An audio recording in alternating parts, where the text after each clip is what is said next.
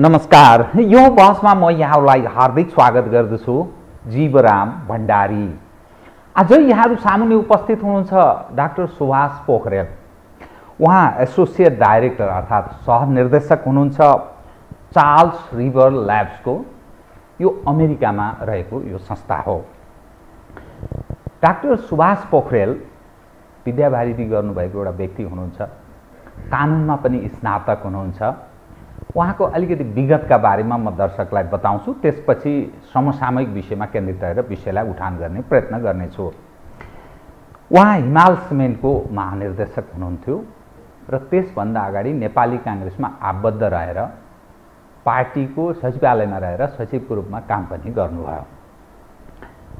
तत्पश्चात हाम्रो नेपाली समाजमा पछिल्लो समयमा भनिन्छ नि ब्रेन ड्रेनको अवस्था पनि छ र ठूलो जनशक्ति पलायनको स्थिति छ। नेपालबाट विदेशी क्रम बढ्दै गइरहेको छ।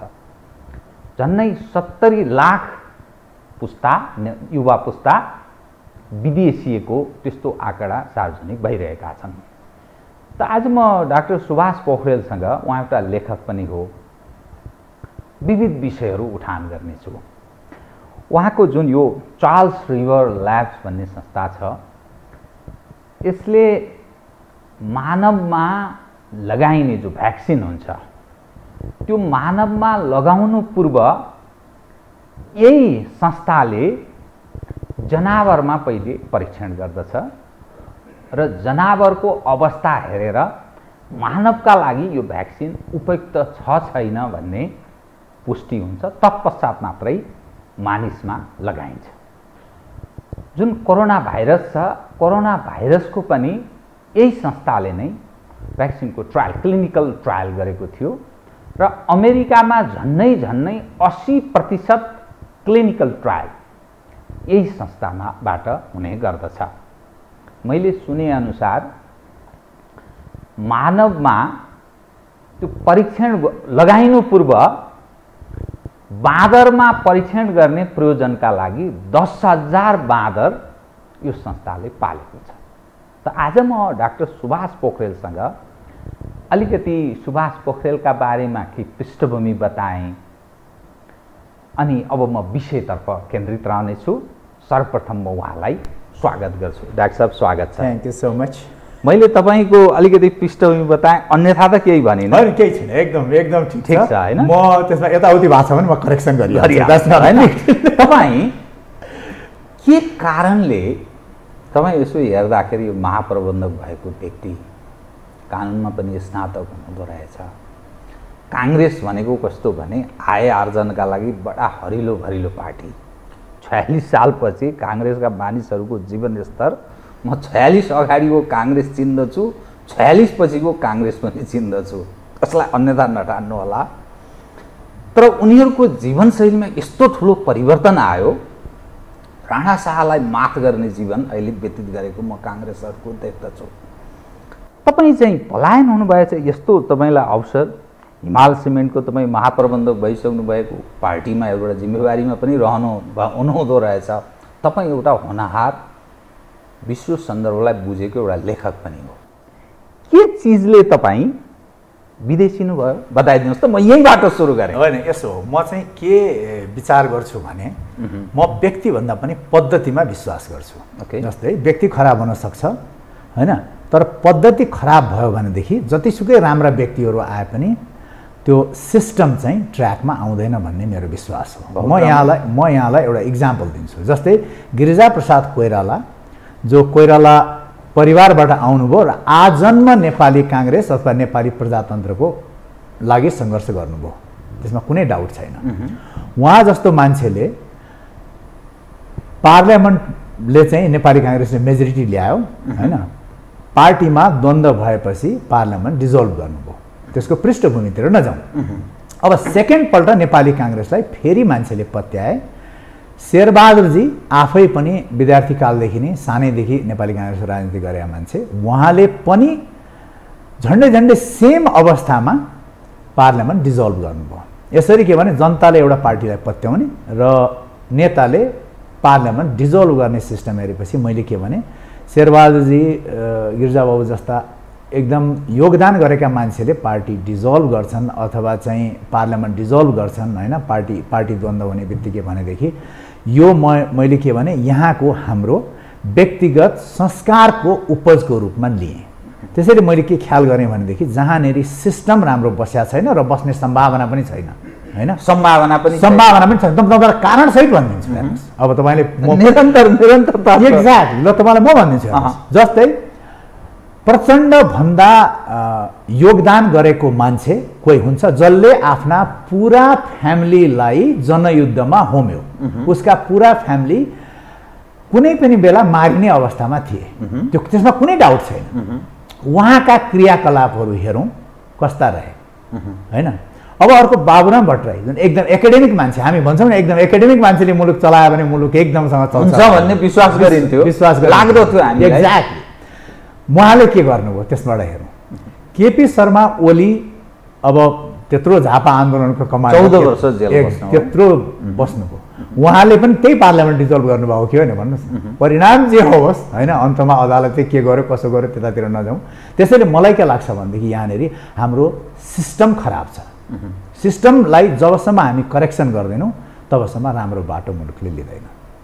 मुलुक सापेक्ष भएन कि नेतृत्व कुपात्रहरू नेपालको राजनीतिमा हाबी भएको रूपमा बुझ्ने? तपाईँलाई म राजनीतिक मुद्दामा धेरै होइन यसो राजनीतिक मुद्दामा बहस नगर्नु यो एउटा चाहिँ जवाफ दिनुहोस्, त्यसपछि म अन्यत्र जान्छु। होइन यसो हो, त्यो के हुन्छ भनेदेखि एउटा मुलुक राम्रोसँग एउटा विधानले चल्या थियो भन्ने हो भनेदेखि अर्को मुलुक त्यही विधानले चल्दैन। हामीले के गर्नुपर्छ, जहिले पनि जनताका एक्सपेक्टेसनहरू के छन्, जनताहरूले के चाहिरहेछन् र मुलुक कता हिँडिरहेछ भन्ने कुरो जहिले पनि ख्याल गर्नुपर्छ। भनौँ न बेला जस्तै म एउटा सामान्य इक्जाम्पल दिन्छु। हाम्रो यहाँ पार्लियामेन्ट्री हियरिङ भएर कुनै पनि नियुक्ति हुन्छन्, जस्तै एम्बेसडर नियुक्ति हुन्छन् हेर्नुहोस्। एउटा सिस्टम के छ भने हायर गर्ने मान्छेले फायर गर्न पाउँछ भन्ने सामान्य सिस्टम हो। निश्चय होइन, प्राइम मिनिस्टरले एम्बेसडर नियुक्ति त गर्दैन नि, किन पार्लियामेन्ट्री हियरिङबाट पास भएर जानुपर्छ। तर बोलाउने बेलामा क्याबिनेटले विथड्र गर्छ, फर्केर आइज भनेपछि सरका एम्बेसडर फिर्ता हुनुपर्छ। मैले एउटा सामान्य इक्जाम्पल मात्रै दिएँ, बहुत राम्रो इक्जाम्पल। के छ भनेदेखि यहाँनिर नेताहरू जस्तै अहिले देखिरहेको छ त्यही पार्लियामेन्ट्री हियरिङका कुराहरू अथवा चाहिँ संसदीय सुनवाई अथवा चाहिँ नियुक्ति राजनीतिक नियुक्तिका कुराहरू अब फेरि दुईजनाले गर्न सक्ने भन्ने हिजो मात्रै न्युज आइरहेको थियो। जब व्यक्तिले आफ्ना अनुकूल पद्धतिहरू परिवर्तन गर्ने संस्कार जबसम्म मुलुकमा रहन्छ तबसम्म कुनै पनि सुधार हुँदैन। त्यसमा म अटल विश्वास राख्छु। यसले निरन्तरता पाउने भयो। भोलि के भने अहिले तपाईँ हेर्दै जानुहोस्, एकदमै तपाईँले विश्वास गरेको तपाईँले आत्मादेखि पत्याएको मान्छे भोलि प्राइम मिनिस्टर भयो भने पनि त्यसले अहिले त्यही गर्छ जुन ओलीजीले गर्नुभयो, जुन शेरबहादुरजीले गर्नुभयो, जुन गिरजावली गर्नुभयो। अब म तपाईँलाई नि त्यो धेरै नेपालीहरूको सपनाको देश युएसए अथवा अमेरिका होइन, धेरै नेपाली त्यहाँ जान चाहन्छन्। त्यहाँको जीवनस्तर र त्यहाँको नेपालीको अवस्था, किनभने यो नेपालीहरूको अलिकति चाहनाको विषय पनि हो, त के छ त त्यहाँको अवस्था चाहिँ यो बताइदिनुहोस् त। होइन अब यस्तो छ हेर्नुहोस्, त्यहाँ दुई तिनवटा च्यानलबाट जाने मान्छेहरू छन् होइन। एउटा गरिब परिवारबाट घर जग्गा धितो राखेर अब विभिन्न च्यानलबाट अरू देशहरू पसेर भौतारिँदै अमेरिका पुग्नेहरू गुजाराका लागि। हजुर, गुजाराका लागि। अर्को के भने डिबीबाट आउने मान्छेहरू हुनुहुन्छ, अर्को पढ्न जाने मान्छेहरू हुनुहुन्छ होइन। अब सबैले आफ्नो सङ्घर्ष गर्नुभएको छ होइन। नेपालीहरू बाहिर गएपछि साँच्चीकै इमान्दार हुन्छन्, राम्रोसँग काम गर्छन्, त्यो चाहिँ देखिन्छ होइन। बाहिर चाहिँ इमान्दार, विदेशमा जाँदा चाहिँ किन विदेशमा रुल छ नि त, मैले अघि भने नि जस्तै पद्धति ठिक छ भनेदेखि त्यहाँ यताउति गर्न पाइँदैन। गैर आवासीय नेपालीहरूका नाममा भएको त्यो कुठाकुटीको दृश्य त फेरि झलझल अर्कै देखिन्छ त्यहाँ पार्टीका नाममा। मैले यसो हो हेर्नुहोस्, मैले त आजसम्म गएको पनि छैन त्यसमा र म त्यसमा विश्वास पनि गर्दिनँ। त्यो गैर आवासीय किन भनेदेखि सबभन्दा पहिलो कुरो त गैर आवासीयको इन्ट्रेस्ट के हो, पोलिटिकल इन्ट्रेस्ट सर्भ गर्ने हो कि मुलुकको इन्ट्रेस्ट सर्भ गर्ने हो। अब तपाईँलाई अझै तपाईँहरू त पत्रकार एक्सप्लोर गर्नुहोस्, यहाँनिर जुन एनआरएनको कन्फरेन्स हुन्छ नि, एनआरएन भनेको हुने खानेको संस्था भनेर मान्नुपर्छ। गभर्मेन्टले कति पैसा दिन्छ र एनआरएनले यहाँनिर सम्मेलन गर्दाखेरि गभर्मेन्टसँग कति पैसा लिने गरिरहेको छ त्यो मात्र हेरिदिनुहोस् पुग्छ। किनभने म बाहिर बसिरहेको छु, मेरो मान्यता के हो भने मैले 2-4 पैसा भए पनि बाहिरबाट ल्याएर यहाँ खर्च गर्नुपर्छ भन्ने मान्यता राख्छु, न कि मैले यही एक्सप्लोइट गरेर गर्ने सोच राख्नु हुँदैन। मैले चाहिँ त्यसरी हेरिरहेको छु। त्यो समृद्ध देशबाट समृद्ध देशमा बसेको एउटा व्यक्तिको चक्षुले जो तपाईँ नेपाललाई माया गर्नुहुन्छ, यहीँ तपाईँ जन्मनुभयो, यहीँ हुर्कनुभयो, यहीँ एउटा आधार बनाउनुभयो र तपाईँ त्यहाँ प्रवेश गर्नुभयो, त्यो टाढाबाट हेर्दा चाहिँ देशको फ्युचर जो मानिस चिन्ता गर्छन्, किनभने विदेशीहरूको पनि पकड हुन थाल्यो, त्यति मात्रै होइन खेलो फड्को हुन थाल्यो, खेल मैदान बन्न थाल्यो भने मानिस चिन्ता व्यक्त गर्दछन्। अर्कातर्फ आन्तरिक हिसाबले हेर्दा हाम्रो अवस्था बडा गए गुज्रेको, झन्झन पर क्यापिटा इन्कमको अवस्था त्यस्तै छ। मानिसहरू गुजाराका लागि सबै एकपछि अर्को झन्झन विदेश जाने क्रम बढ्दो छ। त्यो के कारण, सम्भावना तपाईँ के देख्नुहुन्छ र के कारण हुन सक्छ भन्ने जस्तो लाग्छ? बाहिर जाने को होइन, बाहिर जाने चाहिँ के भने म त्यसलाई सहज रूपमा लिन्छु। म के भनेदेखि जस्तै तपाईँसँग क्यापेबिलिटी छ भनेदेखि, क्षमता छ भने मान्छेहरू जाँदा रहेछन् भन्ने चाहिँ म एउटा इक्जाम्पल दिन्छु। जस्तै म क्यालटेकमा थिएँ होइन, क्यालटेक भनेको one of the most prestigious institution in whole world हो क्या। एकदम तपाईँले हेर्नुभयो भने अब यो लास्ट 5 वर्षमा 3-4 जना नोबेल प्राइज पाछन् त्यहाँबाट।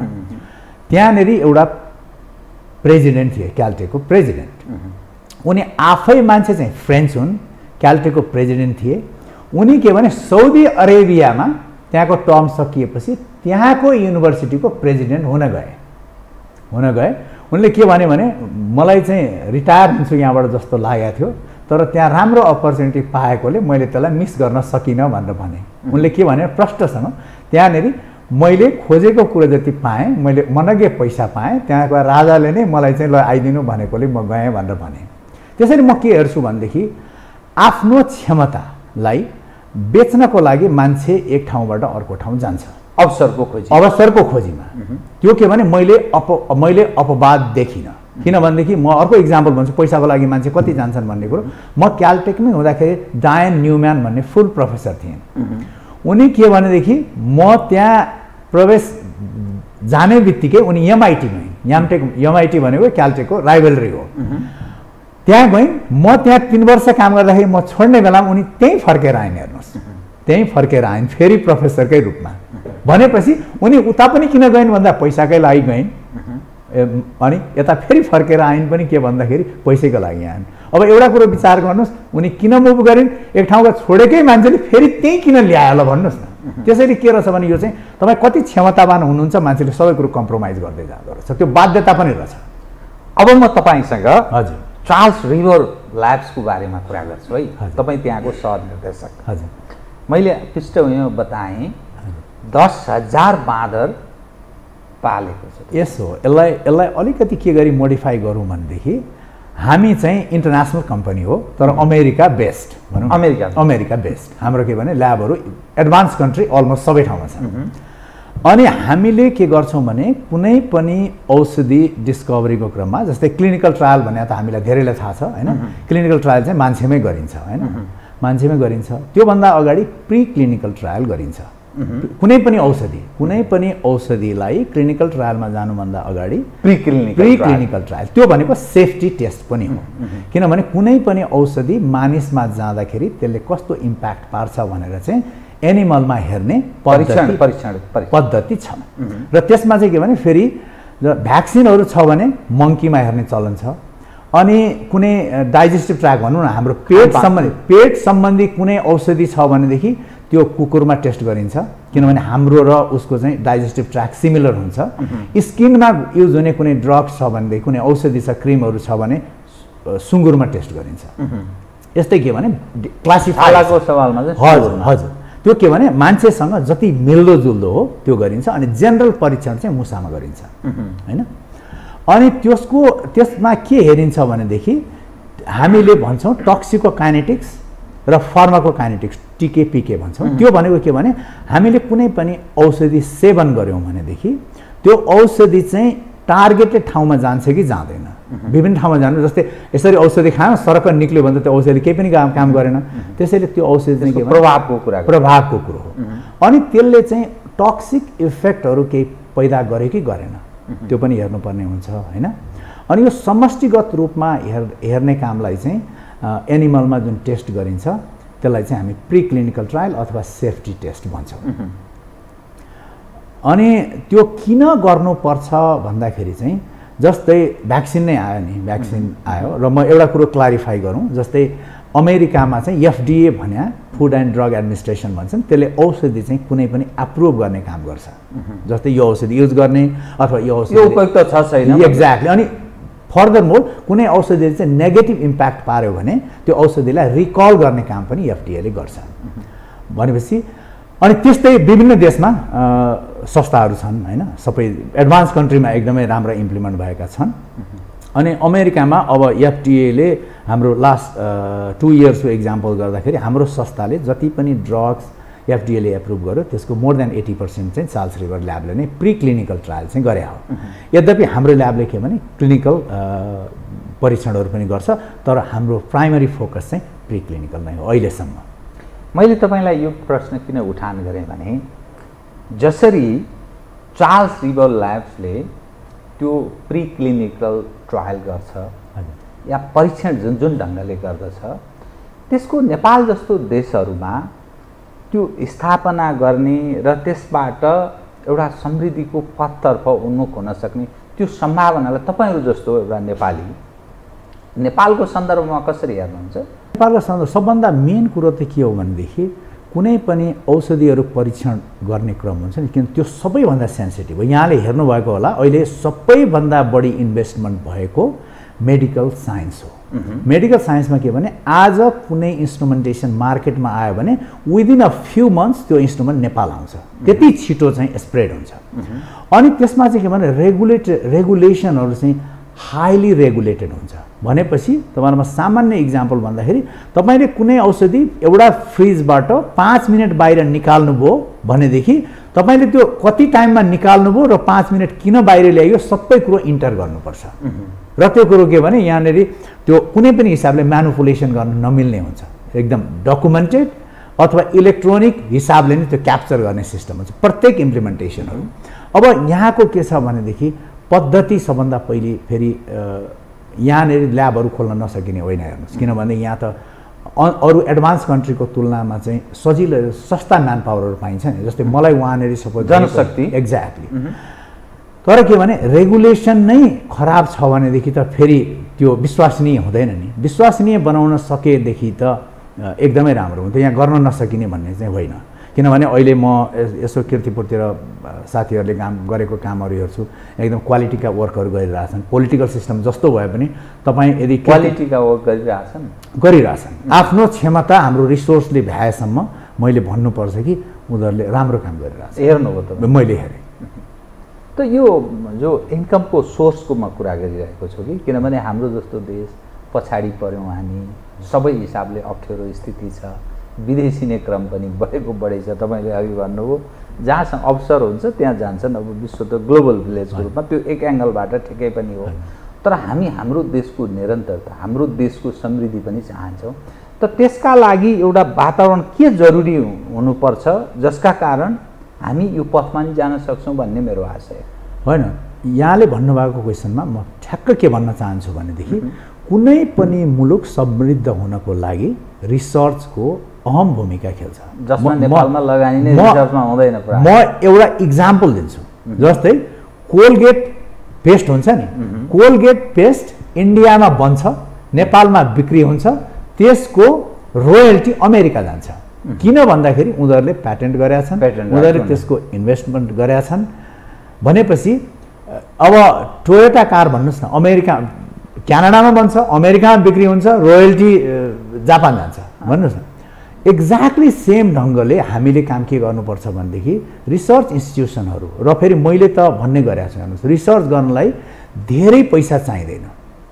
एउटै कुरो के भने मुलुक सापेक्ष रिसर्च गर्नुपर्छ। म के भनेदेखि तपाईँ कुन त्यो मुलुक सापेक्ष भन्नाले के को सम्भावना हाम्रा लागि उर्वर छ, अर्थात् सम्भावनाको क्षेत्र चाहिँ के देखिन्छ? एउटा तपाईँ रिसर्च एउटा संस्थाको सहनिर्देशकको नाताले? होइन, मैले चाहिँ त्यसलाई के भन्छु भने म चाहिँ यो इन्टरनेसनल साइन्स फेयरको चाहिँ, जस्तै म क्यालिफोर्नियामा आउँदाखेरि म क्यालिफोर्निया स्टेट साइन्स फेयरको चाहिँ एडभाइजरी कमिटीमा पनि थिएँ क्यालिफोर्निया स्टेटको, र पछि म चाहिँ इन्टरनेसनल साइन्स फेयर हुन्छ त्यो भनेको के भनेदेखि हाई स्कुलका केटाकेटीले गरेको रिसर्च प्रेजेन्ट गर्ने हो, त्यो ग्लोबल हुन्छ। त्यो ग्लोबल के भने नेपालका स्टुडेन्टहरूले पनि त्यसमा पार्टिसिपेट गर्न पाउँछन्। उसले के भनेदेखि जाने आउने खर्चदेखिको सबै कुरो उसले कभर गर्छ। र त्यसमा मैले काम गर्दाखेरि मैले के देखेँ भनेदेखि एउटा फिलिपिन्सतिरको स्टुडेन्ट थियो होइन, स्कुल पढ्ने भनौँ न, उसले के गरेको थियो भनेदेखि त्यो घाँसहरू उम्रिने हुन्छ नि, जस्तै बाली नालीमा घाँस लाग्छ नि, घाँस नाल झार भनौँ न, अब त्यो त के भने जरुरी छैन नि। अब त्यो के भने अहिले चाहिँ दुनियाँ त्यो झार मार्ने औषधिहरू युज गरिन्छ, त्यो आफैमा पोइजनस पनि हो, त्यति राम्रो पनि। त्यसले के गरे, त्यहाँको स्थानीय एउटा तेल हुँदो रहेछ त्यहाँको, त्यो स्प्रे गरेर मार्न सकिन्छ भन्ने उसले रिसर्च गरेको थियो क्या।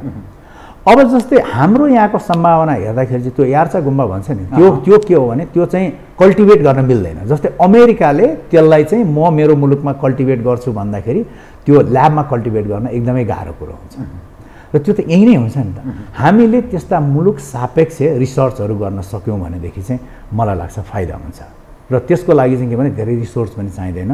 र अर्को कुरो के भने हाम्रा यहाँका प्रोफेसरहरू अहिले जुन यङ जेनेरेसनहरू आउनुभएको छ उनीहरू एकदम राम्रो पनि छन् होइन, जस्तै उनीहरू विदेशसँग कोल्याबोरेट गर्छन्, यहाँ गर्न नसकेको कामहरू बाहिर गर्छन्, र मलाई लाग्छ त्यो गर्न सक्यो भनेदेखि चाहिँ फाइदा हुन्छ जस्तो लाग्छ। अब त्यस्ता धेरै हुन सक्छन्, मैले एउटा भने होइन, जुन कुरो हाम्रो इन्डोजिनस कुरो छ नि त्यसमा हामीले रिसर्च गर्न सक्यौँ भने थोरै लगानीमा धेरै प्रतिफल आउन सक्छ। जस्तो नेपालमा नास्ट भन्ने एउटा संस्था छ होइन, त्रिभुवन विश्वविद्यालय अन्तर्गत उसको विभाग पनि छ, अरू पनि संस्थाहरू छन् जो सरकारी केही लगानी पनि भएका संस्थाहरू छन्। त वास्तवमा जुन चिज हामी आश गर्छौँ, जस्तो यहाँले भन्नुभयो पेटेन्ट राइट अर्को छ अर्कोमा जान्छ, त हामी कहाँ के त्यस्तो समस्या छ जसका कारण हामी त्यो खोजमूलक अलि रिसर्चमा काम गर्दैनौँ, अथवा त्यहाँका लागि हाम्रा लागि त्यो अनुकूल परिस्थिति सिर्जना के कारण बाधक भयो भन्ने ठान्नुभयो? फेरि उही पोलिटिक्समा आइहाल्छ। हेर्नुहोस् के हुन्छ भने कुनै पनि संस्था इन्डिपेन्डेन्ट हुनुपर्छ र पोलिटिकल गन्जागोल भन्दा बाहिर हुनुपर्छ प्रगति गर्नको लागि। राजनीतिक सनकमा चल्नु भयो। एक्ज्याक्टली, जस्तै अहिले हेर्नुहोस् कीर्तिपुरमा त्यो भिसी अफिसको ताला चाहिँ के बल्ल खुल्यो फलाना भन्ने न्युज आएको थियो, सेभरल मन्थ्सदेखि बन्द थियो। अब विभागमा तपाईँ राम्रो काम गरेर बस्नुहोस्, तपाईँलाई के भने ल्याब चलाउनु दिन्छ, आएर ताला बन्द गरिदिन्छन् हेर्नुहोस्। र म त के भन्छु भने हाम्रो टियुको जुन साइट छ नि त्यसलाई चाहिँ एउटा रिसर्च विङको रूपमा डेभलप गर्नुपर्छ। हेर्नुहोस् जस्तै त्यो चाहिँ सेपरेट रिसर्च इन्स्टिच्युटको रूपमा चाहिँ टियु धान्न सक्ने भन्दा ठुलो भयो। हेर्नुहोस् मेरो आफ्नो विचार भन्नु एरिया होइन, सबै कुरो। जस्तै यत्रो विद्यार्थी हाम्रो टियु त one of the largest university, वर्ल्डमै one of the largest university हो। हेर्नुहोस् र त्यसलाई चाहिँ के भनेदेखि पूर्वजहरूले त्यति जमिन चाहिँ स्थापित गरिदिएको थियो र त्यही पनि लुट्न खोजियो। मेरो विचारमा के भने रिसर्चलाई चाहिँ रिसर्चको रूपमा डेभलप गर्ने हो भने त्यो जो युनियन दुनियाँदारी बनाउन नसक्ने गरी डेभलप गर्ने र चाहिँ काम गर्ने मान्छेलाई हायर र फायरको सिस्टम चाहिँ दिनुपर्छ। हेर्नुहोस् किन तपाईँ इमान्दार हुनुहुन्छ भने तपाईँले जहिले पनि मान्छे त राम्रो हायर गर्न खोज्नुहुन्छ नि त होइन, त तपाईँले एउटा नराम्रो मान्छे चाहिँ हायर गर्नुभयो भने तपाईँ कसरी प्रोडक्टिभ काम गर्न सक्नुहुन्छ। जस्तै म तपाईँलाई इक्जाम्पल दिन्छु, मेरो ल्याबमा अहिले के भने मैले 2टा विद्यावारिधि गरेका वैज्ञानिकहरू खोजिरहेको छु होइन। अब त्यो के भनेदेखि अनि 3-4वटा चाहिँ सुपरभाइजर खोजिरहेको छु, अरू मास्टर्स ब्याचलर गरेर त मैले धेरै नै खोजिरहेको छु होइन। जस्तै मैले साइन्टिस्ट खोज्दाखेरि विद्यावारिधि गरेको मैले फलानले भनसुन गर्यो चिलानले भनसुन गर्यो भनेर मैले राख्दिनँ, किन त्यसलाई राख्ने मान्छे नै म हो। मैले यसलाई राखौँ भनेपछि राखिन्छ, तर पनि म राख्दिनँ नि। किन राख्दिनँ भनेदेखि म एकाउन्टेबल छु नि त। किनभने भोलि मैले त्यो मान्छेलाई राखेँ, त्यो मान्छे राम्रो काम गरेन भनेदेखि मसँग त्यसलाई हटाउने क्षमता राख्छु मलाई हटाउने फुल अथोरिटी छ। त्यो हुनुपर्छ, त्यो भएन भनेदेखि चल्दैन। र अर्को कुरो के भने मलाई फुल्ली काम गर्न दियो भनेदेखि मैले त आफ्नो क्षमता देखाउनु त त्यसपछि हो नि त। अब तपाईँले यो मान्छे पनि राख्दै भन्नुभयो काम पनि राम्रो गर भनेर चल्दैन नि, चल्छ। यसको अर्थ तपाईमा चाहिँ यसो टाढाबाट हेर्दा नेपालको अवस्था उपर निराशा र सम्भावना असाध्यै क्षीण तपाईँ देख्नुहुन्छ। होइन, मैले के भनेदेखि म कीर्तिपुरका रिसर्च जुन मैले हेरेँ कम्तीमा एक दुईवटा डिपार्टमेन्टमा मलाई एकदमै खुसी लागेको थियो। हेर्नुहोस्, जस्तै यहाँबाट मास्टर्स गरेको मान्छेले, किनभने मैले ब्याचलर र मास्टर तहमा चाहिँ म ग्रिन कार्ड नभएको मान्छेलाई मैले हायर गर्न सक्दिनँ। ग्रिन कार्ड भएको र यहाँ कीर्तिपुरमा चाहिँ अलि रिलायबल ल्याबमा काम गरेको मान्छे छ भने मलाई मेरो कम्पनीमा हायर गरिदिनु कुनै आपत्ति छैन, म त्यति कन्भिन्स छु। तर मैले भन्न खोजेको यहीँका जो नेपालको अवस्था उपर चाहिँ तपाईँलाई यसो निराशा छाएको छ र सम्भावना असाध्यै कमजोर छ यहाँ भन्ने अर्थ लाग्छ। म एक्ज्याक्टली म त्यो त भन्नै पर्ने हुन्छ, तर त्यति हुँदाहुँदै पनि कीर्तिपुरमा भएका कामहरूसँग चाहिँ जस्तै भनौँ न, अब प्रतिकूल अवस्थामा कसैले अलिकति राम्रो काम गर्यो भने त्यसलाई हामीले एप्रिसिएट गर्नुपर्छ नि त। हौसला त्यो चाहिँ म एप्रिसिएट गर्छु। अब म तपाईँसँग कता प्रवेश गराउन चाहेँ भने नि अलिअलि कुरा गऱ्यो, फेरि राजनीतिमा नजोडिकन विषयलाई अगाडि बढ्दै यसो गऱ्यो फेरि त्यहीँ जान्छ। राजनीतिमा चाहिँ म अलिकति किन ब्याक हुन्छु भने, जस्तै मैले अब एभ्री अदर विक चाहिँ म आर्टिकल लेख्छु होइन। पहिले म राजनीतिक आर्टिकल पनि लेख्थेँ। मान्छेहरू अनावश्यक के भनेदेखि मलाई शत्रुवत व्यवहार गर्न थाले। त्यसैले आज रिसेन्टली हेर्नुभएको छ भने मैले लास्ट 1-2 वर्षदेखि म साइन्सको आर्टिकलहरू मात्रै लेख्छु। त्यसैले भरिसके पोलिटिक्स नल्याउँ, तर अब केही आइहाल्यो भने I don't have any problem. नेपालीहरूको नि तपाईँको म यसो आर्टिकलकै फलो गर्दा तपाईँले ज्येष्ठ नागरिकहरूको बारेमा पनि लेख्नु भएको छ है। विस्मृति सम्बन्धी रोग, एउटा सिनियर सिटिजनलाई कुन चिजलाई ख्याल गरिनुपर्छ, यो के कस्तो खालको रोग हो भन्दा त तपाईँको नजरमा जुन नेपालीहरूको जीवन स्तर छ नि, एउटा बालबालिका, अलि युवा अनि अलि प्रौढ अवस्थाका मानिसहरू, त मूलत तपाईँ एउटा रिसर्चमा काम पनि गर्ने मानिस भएको नाताले नेपालीहरू उपर अलिकति चिन्ता व्यक्त गरिदिनुहोस् त। मूलत अहिले नेपाली जनमाथि आइपर्न सक्ने भोलिका दिनका समस्याहरू के हुन सक्छन्? जस्तै युवाहरूको पलायन छ, देश बालबालिका र सिनियर सिटिजनको मात्रै हुन्छ कि भन्ने चिन्ता जाहेर गर्छन् एकातर्फ, अर्कोतर्फ विदेशमा जानु अब प्रतिस्पर्धाको उसमा ग्लोबल भिलेज हो जहाँ सम्भावना छ त्यहीँ गइन्छ, केही फरक पर्दैन भन्ने एउटा दृष्टिकोण छ। देश मात्रै रेमिटेन्सले चलेको छ, उद्योग धन्दा त खास केही छैन, घाटा व्यापार घाटा भयानक छ, कृषि प्रधान भनिन्छ, कृषि उत्पादन छैन, सबै बाहिरबाट आयात हुन्छ। जुन खालको एउटा हामी यो विचारको हिसाबले अरू सन्दर्भले पनि मरुभूमिकरणको अवस्थातर्फ नेपाल छ नि, त के कसरी हेर्नुपर्छ कि यस्ता चिजलाई? होइन, यसमा के आउँछ भने फेरि पनि नीतिगत कुरो त आइ नै हाल्छ, किनभनेदेखि नीतिले नै धेरै कुराहरू डोर्याउँछ होइन। किनभने नीतिले चाहिँ एउटा डिरेक्सन दिने हो होइन। मैले यस सम्बन्धमा अलिकति के भन्न चाहन्छु भनेदेखि हाम्रो यहाँनेरि मैले बोकेको भन्दा होइन निकै राम्रो फोन बोक्ने होइन मान्छेहरू मैले धेरै देख्छु यहाँ। त्यो उही बाहिरबाट आउँछ पैसा खिच्ने लुटपाटवाला धेरै। मैले एक्ज्याक्ट पैसाले त बोकिहाल्छ, बाउ लाउरे चाहिँ छोरो हुन्छ, अथवा ठगठागवाला बाउ राजनीतिज्ञ छ, राजनीतिज्ञ त के हुन्थ्यो, राजनीतिक कर्ममा गर्छ बाउ, छोरो बोक्छ अथवा ऊ आफै बोक्छ होइन। त्यो के भनेदेखि भयङ्कर मैले देखेँ। जस्तै म भनौँ न, म अब भन्नै पर्छ कि म त्यहाँ राम्रै पोजिसनमा छु भन्नुपर्छ होइन। त्यो हुँदाखेरि पनि मेरा आम्दानी त सीमित छन् नि त, असीमित छैन नि त। यहाँ के देख्छु भने धेरै मान्छेको आफ्नो आम्दानी कति हुन्छ भन्ने कुरो सीमै छैन। अनि गर्दा संयन्त्र सबै निकम्मा छ हाम्रो, किनभने त्यो आएर दिएको हिसाब किताब रियालिटीमा हेरिँदैन। अनि अर्को कुरो के छ भनेदेखि हामी जस्ता मान्छे जो आफूलाई अलिकति बुजुर्ग भन्छौँ र बुझेका पनि छौँ, ती मान्छेहरूले आफूलाई अलिकति करेक्सन मात्रै गरिदिए पनि राम्रो हुन्थ्यो जस्तो लाग्छ। म सामान्य इक्जाम्पल दिन्छु होइन। जस्तै हाम्रो यहाँनिर अब दुध फालिएका भन्ने न्युजहरू आउँछन् भन्नुहोस् न, किनभने सडकमा फालिएका आउँछन्। हाम्रा के भने कोको कोला र ड्रिङ्क्सहरू जुसहरू चाहिँ भयङ्करसँग बिक्री हुन्छन्। र के भनेदेखि हर दृष्टिकोणले मैले त्यो कोकहरू सम्बन्धी आर्टिकल पनि लेखेका छु है। त्यो हामी जस्ता मान्छेले जुस र कोक खानुको बदला लस्सी अथवा दुधबाट बनेको परिकार मात्रै खाने संस्कार डेभलप गरिदियौँ भनेदेखि त्यसले बेग्लै इम्प्याक्ट पार्छ। म सरलाई एउटा कुरो भन्छु, सर गाउँ जानुभयो र सरले त्यो गाउँमा चाहिँ कोक खानुभयो भने त्यो मान्छेले के इम्प्याक्ट पार्छ? ओहो, उहाँ त पढे लेखेको मान्छे यत्रो विद्वानबाट आएको, सहरबाट आएको भनेपछि त कोक खायो भने त ठुलो मान्छे हुँदो रहेछ भन्ने अनुयायी भन्छन् नि त। त्यसैले अलिकति हामी जस्ता मान्छेले के गर्नुपर्छ भनेदेखि के चाहिँ उचित हो र के गर्न राम्रो हुन्छ पनि हेरिदिँदा मात्रै पनि धेरै कुरो फाइदा हुन्छ। समाजका रोल मोडल र अलिकति पढे लेखेका मानिसहरूले चाहिँ ख्याल गर्नु। हजुर हजुर, किन त्यति मात्रै गरिदिन सके पनि केही इम्प्याक्ट चाहिँ हुन्थ्यो क्या।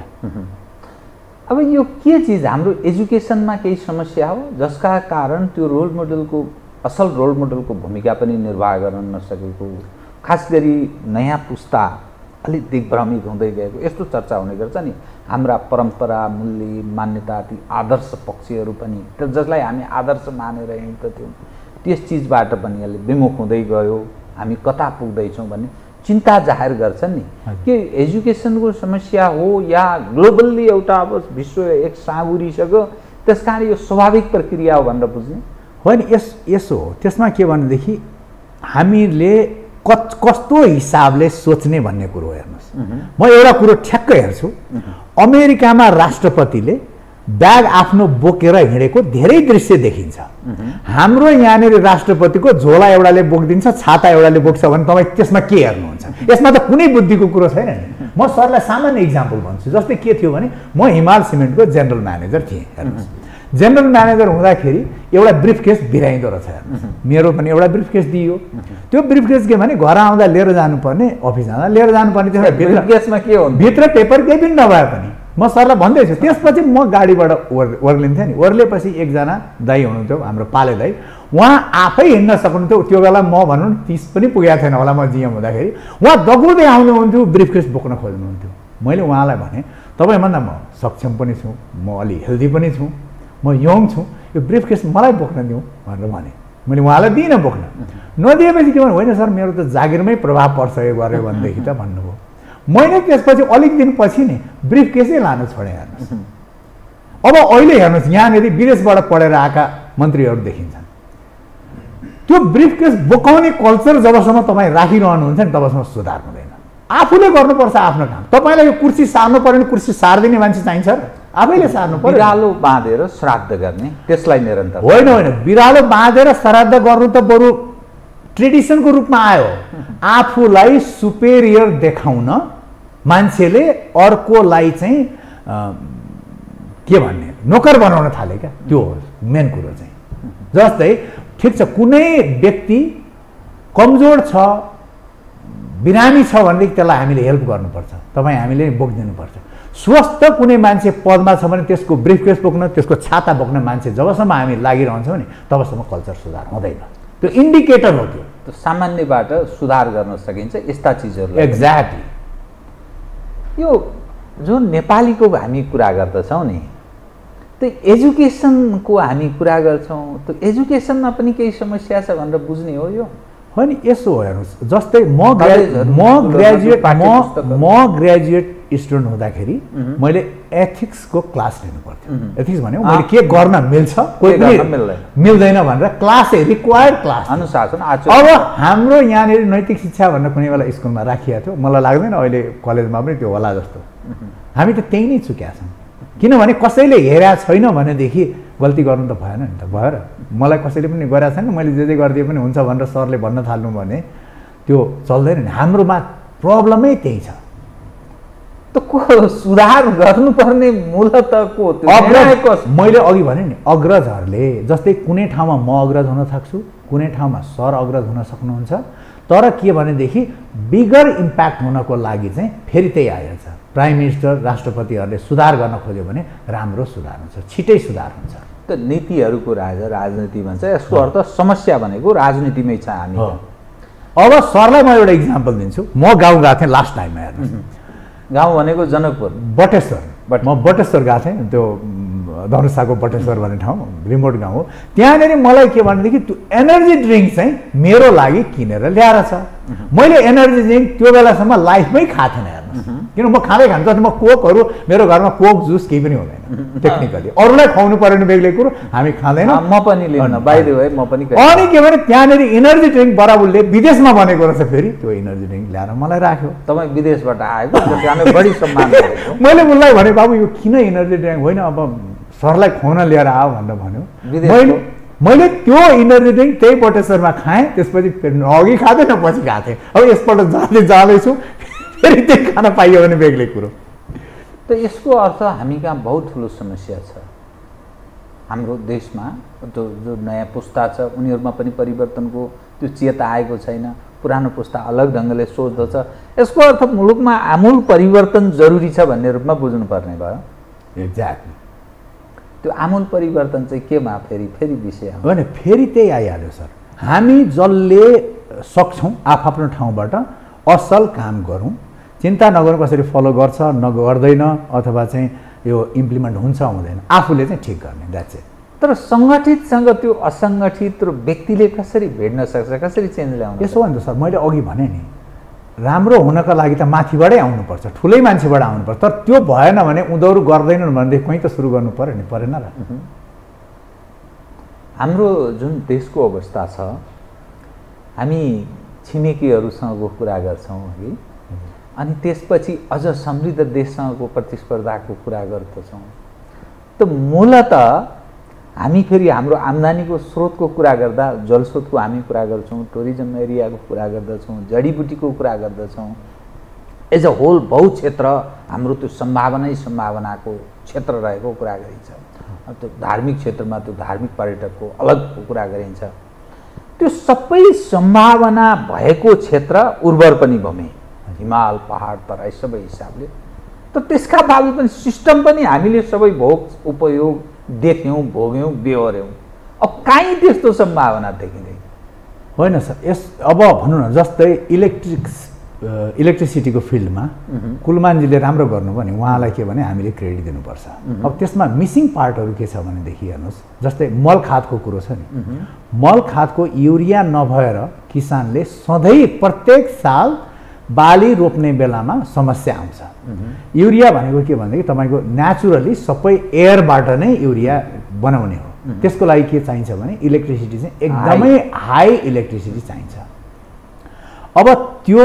अब नेपालमा चाहिँ यति विद्युत सरप्लस हुने फलाना हुने चिलाना भन्ने आइरहेछ नि अब त्यो हामीले गर्न सक्छौँ नि त होइन अब यस्ता कुराहरूलाई इम्प्लिमेन्ट जस्तै जुन कुरो हामी आफैले गर्न सक्छौँ नि त्यसमा चाहिँ गर्दाखेरि राम्रो हुन्छ हेर्नुहोस् अरूको भर पर्यौँ भने नि धेरै ठुलो प्रगति हुन्छ जस्तो लाग्दैन अझै तपाईँ म भन्नुहुन्छ भने म त विदेशी पैसाको विदेशी एनजिओको विदेशी आइएनजिओहरू छन् नि यिनीहरू रहेर मुलुक सुध्रिन्छ भन्ने मान्यता म पटक्कै राख्दिनँ तर अब तपाईँले एउटा सन्दर्भ युरियाको कुरा गरिहाल्नुभयो हजुर जुन अहिले अर्ग्यानिकको जुन कुरा गरिन्छ नि तपाईँ फेरि यो रिसर्चमा नि एउटा जिम्मेवार व्यक्ति भएको नाताले त्यो जरुरी छ युरिया मल नेपाल जस्तो देशका लागि यसो हामीले त्यसलाई दुईटा पार्टबाट हेर्नुपर्छ हेर्नुहोस् के छ भने अहिले जति पनि पहिले मान्छे खान पाउँदैन थियो नि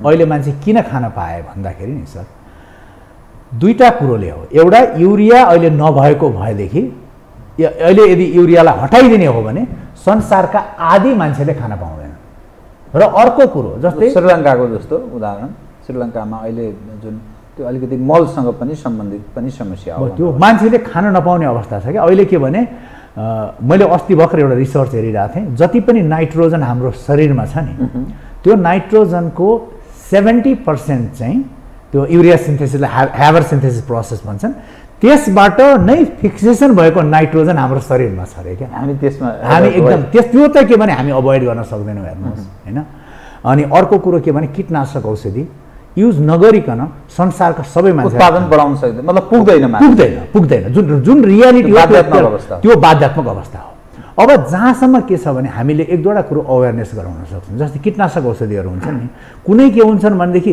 सरक्क पखालिन मिल्ने खालका हुन्छन् बाहिर मात्रै सुपरफिसियल बस्ने होइन त्यो चाहिँ तरकारी किनेर ल्याएर पखाल्दाखेरि जान्छ केही कुराहरू चाहिँ के हुन्छ भने त्यो प्लान्टमै जान्छ भनेपछि सरले किनेको फलफुल छ भने त्यो भित्र पनि जान्छ।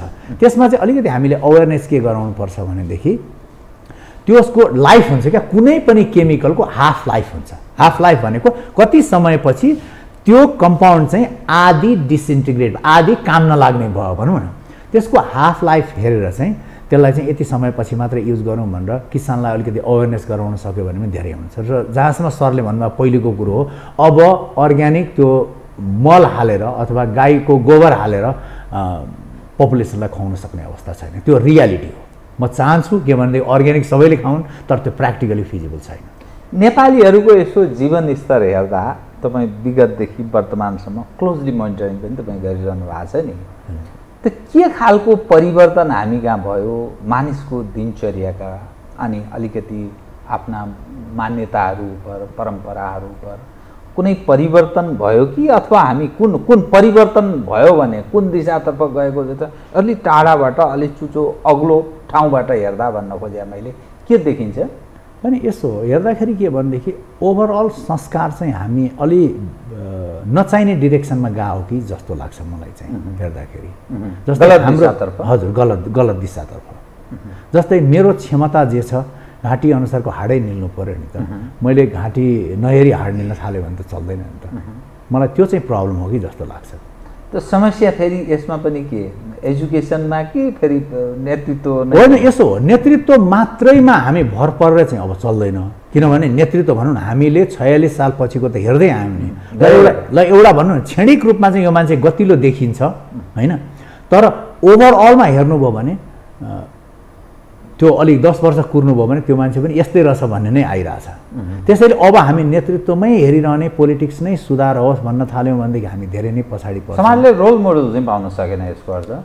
एक्ज्याक्टली त्यो पाउन सकेन। र अर्को कुरो के भयो भने हामीले सबै कुरालाई चाहिँ पोलिटिकल गेनमा लगेर राख्यौँ क्या। जस्तै अवेरनेस ग्रुपहरू हुन्छ नि त होइन, अब जस्तै अब नयाँ पार्टीहरू गठन भए, पहिले के भनेदेखि स्वतस्फूर्त युवाहरूले केही कामहरू गरेका थिए भनौँ न भूकम्पको बेलामा, अहिले पार्टीको नाउँ नलिउँ। अब उहाँहरूलाई के आयो भनेदेखि अब सरले पत्रकारिता गर्नुभएको छ, सरले आफ्नै क्षेत्रबाट समाजलाई योगदान गरिरहनु भएको छ नि, मैले साइन्सको क्षेत्रबाट योगदान गरिरहेको छु होला। अब मैले के भने होइन इजी गेन चाहिँ पोलिटिक्समै हुने रहेछ भनेर पोलिटिक्समा जम्प गरेँ। सरले पनि पोलिटिक्समा जम्प गर्नुभयो भने के हुन्छ भनेदेखि यो मैले जे गरी समाजलाई अवेरनेस गराइरहेको थिएँ नि त्यो पनि खस्क्यो क्या। अर्को प्रब्लम त्यो हो। मलाई चाहिँ के लाग्छ भनेदेखि पोलिटिक्सलाई ओभरक्राउडेड नबनाऊ, आफ्नो क्षेत्रबाट मुलुकलाई हेल्प गर्यो भने सबैभन्दा राम्रो त्यो हुन्छ। भने मात्रै के भने पोलिटिक्सबाट आफूलाई आइसोलेट गरौँ र आफ्नो पेसा गरौँ। पोलिटिक्स नै सबभन्दा उर्वर छ। यहाँ पोलिटिक्समा लागेका मानिसहरूको लाइफस्टाइल हेर्नुहोस्, उनीहरूको दिनचर्या कुन मजाले गुज्रेको छ, हाइफाई छ, सब आय आर्जन छ, विगतको त्यो तन्नम आज त्यो अवस्थामा प्रवेश गरेको छ। आकर्षण त जहाँ छ आम्दानी अथवा जहाँ हाइफाई छ त्यहाँ दौडिन्छ नि कस्ता होइन, त्यो त हुन्छ नै होइन। तर अब भने पोलिटिक्स नै नसुध्रिकन त हेर्नुहोस् ओभरअल ड्रामेटिक चेन्ज हुन चाहिँ गाह्रो हुन्छ होइन। अब त्यो त हामीले विश्वास गर्नै पर्छ। तर अब त्यही भर परेर त कति अब भनौँ न न्यायाधीश सरलाई म एउटा कुरो भन्छु, अब हामी दुइटै ल पढेकोले एउटा कृपा त्यो के भनेदेखि संविधानमा वकिलहरूलाई न्यायाधीश बनाउने सिस्टम लेखियो हो। अहिले के भनेदेखि अब त्यसको त इन्टेन्सन लेख्नेको इन्टेन्सन जे होस्, तर न्यायाधीशहरू जुन त्यसरी नियुक्ति गरिया छन् नि सरक्क वकिलबाट कतिजना चाहिँ गतिला परेका छन् ल हेरौँ त।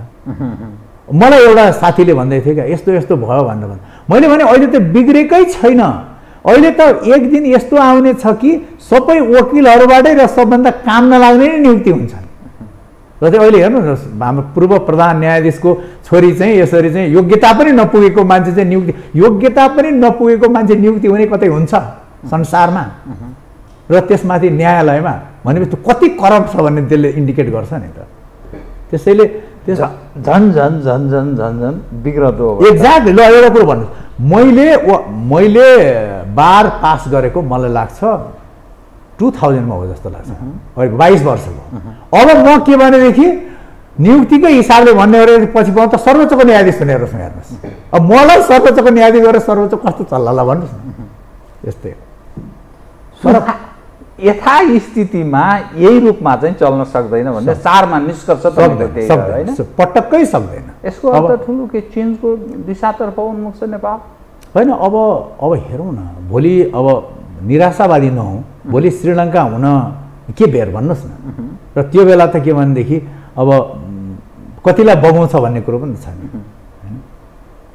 चेत्छन् कि खोइ चेतलान जस्तो लाग्दैन।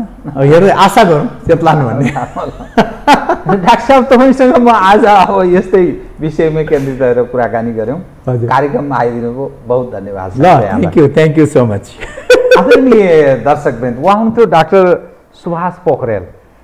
उहाँ चार्ल्स रिबल ल्याब्सको सहनिर्देशक हुनुहुन्छ र समसामयिक विषयलाई, खास गरी नेपाल सन्दर्भ, एउटा समृद्ध देशमा बसेको नेपालीले नेपालको पछिल्लो अवस्थालाई कसरी हेर्दछ, सुधारको सम्भावना छ भने कहाँ जरुरी छ, कसरी सुधार गर्ने लगायत विविध विषयमा कुराकानी गर्ने प्रयत्न गऱ्यौँ।